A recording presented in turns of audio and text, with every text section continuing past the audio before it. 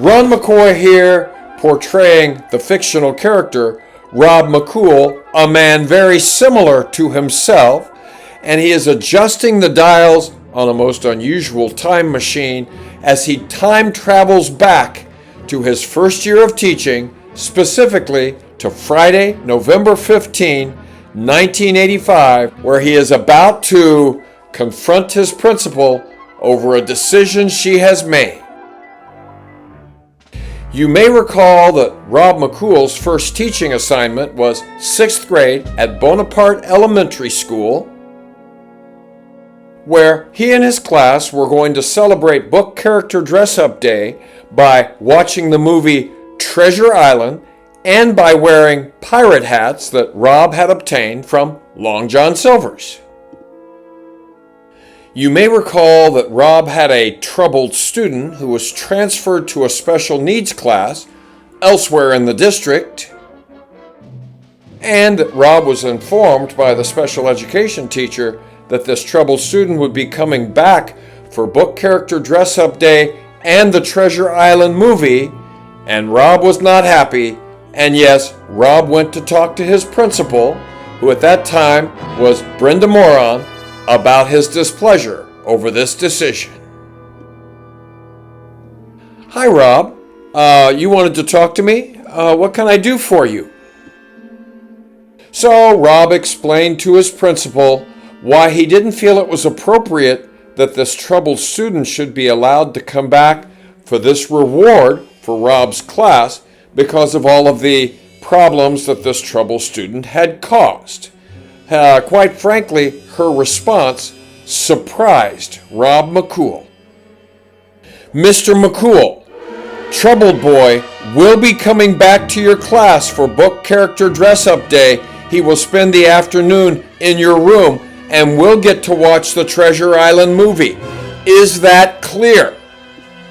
So, Rob McCool goes on to tell his principal that it should be his decision because it's his classroom. Mr. McCool, I am your principal.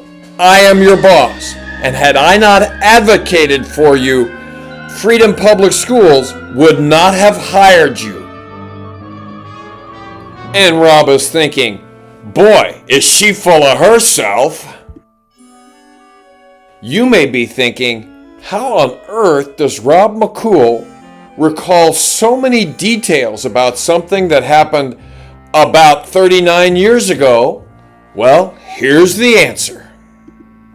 Rob McCool meticulously records what happens each and every day of his life.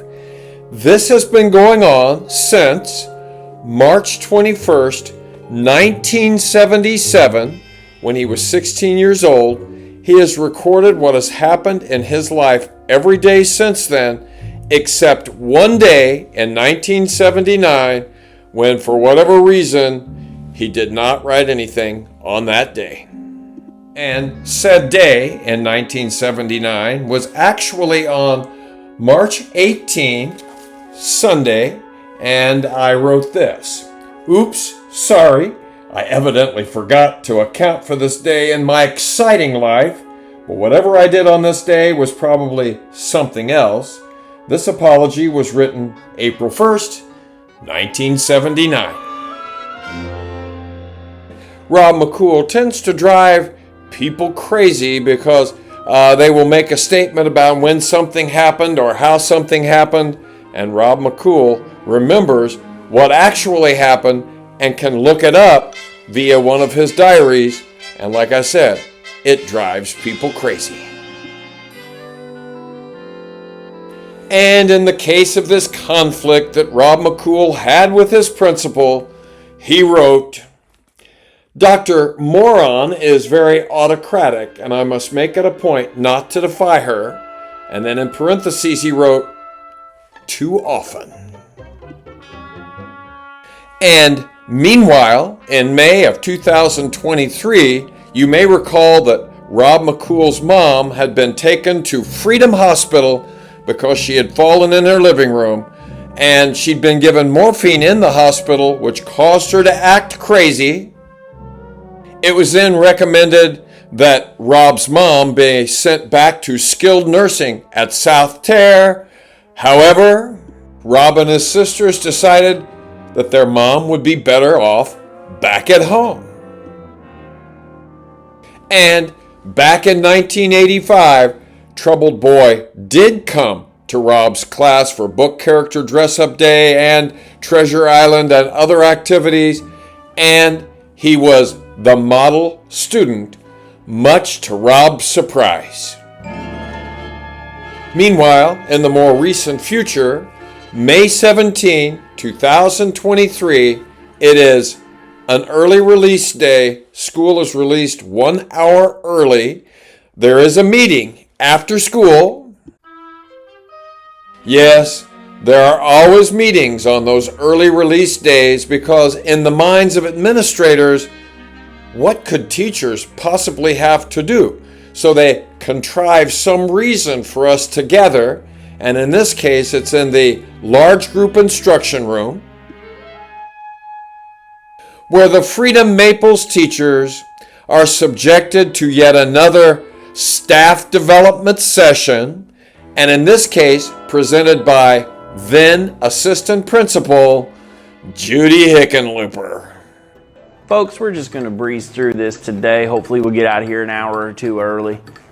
Now for the PowerPoint, I'm going to be reading the PowerPoint to you that I'm also showing you that I have emailed to you and also printed out for you. And when you leave today, I'll be beaming it into the sky like some Hunger Games announcement for you. Now I got a really good video clip for you. I'm going to hit play. You guys just sit back and watch. Following the mind-numbing, our principal at that time, Stormtrooper, had a very important announcement to make. I'm resigning as your principal. I will not be here next year. Apparently, staff didn't appreciate it when I berated them over the intercom, berated them in the hall, berated them in the office, berated them in the parking lot. The silence that you hear is the silence of shock and relief. And 2 days later, Rob McCool's mom is not doing well. She is experiencing excruciating back pain, affecting her ability to walk. And meanwhile, 2 days earlier, in the Freedom Maples conference room, Judy Hickenlooper is grappling with getting a video to present correctly on the screen, a usual occurrence. I apologize, everybody. It was working the first time. The first time when we tried it, it worked. Personally, I think that back pain would be preferable to listening to one of her excruciating presentations. And on Friday, May 19, 2023, Rob McCool's niece is left in charge of Mom, and I'm not sure why she's smiling.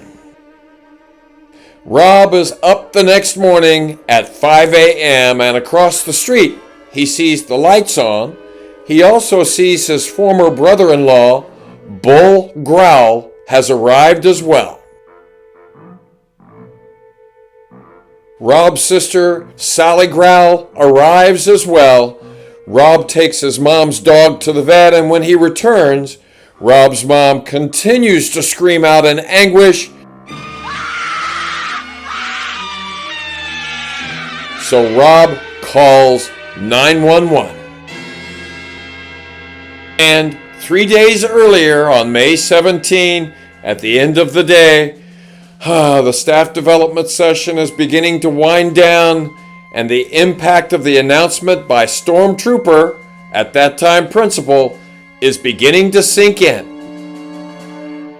Although he didn't realize it at the time, Stormtrooper's successor as principal would be far, far worse.